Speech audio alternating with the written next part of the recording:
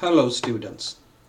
Today's listening practice will be the second part in our series about the British pub. Every British pub has a name. When the pubs were privately owned or owned by relatively small companies, they often had names which were in some way connected to the community or history of their location. For example, the drovers. Drovers were similar to cowboys. They drove cattle across the country. Presumably, they stopped at the pub for a drink, or even stopped there overnight. The horse and hounds is related to fox hunting. The Halfway Inn was perhaps a pub halfway between two towns.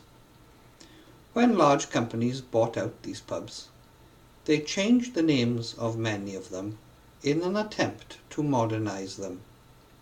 So now many pubs have names like the Tangled Crow or the Blue Camel, which have no relation to the local community or its history.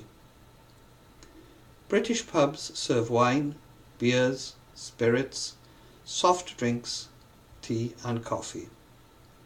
You can also purchase cocktails in some of them.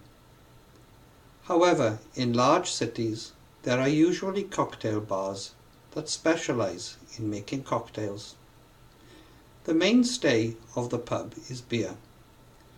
Beer comes in British imperial pints, which is equal to about 0.57 litres.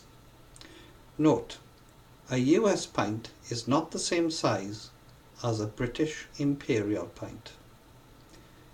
Beer is served in glasses. However, some pubs may serve beer in plastic glasses late at night. Beer is served cold, but not as cold as in many other countries. 30 years ago, the beer was not served as cold as it is now, and a few hundred years ago, it was served warm. There are several types of beer: lagers, bitters, milds, and ales. Beers are served in bottles or on draft. Draft beers are beers that are extracted from the barrel and poured into the glass by means of a pump.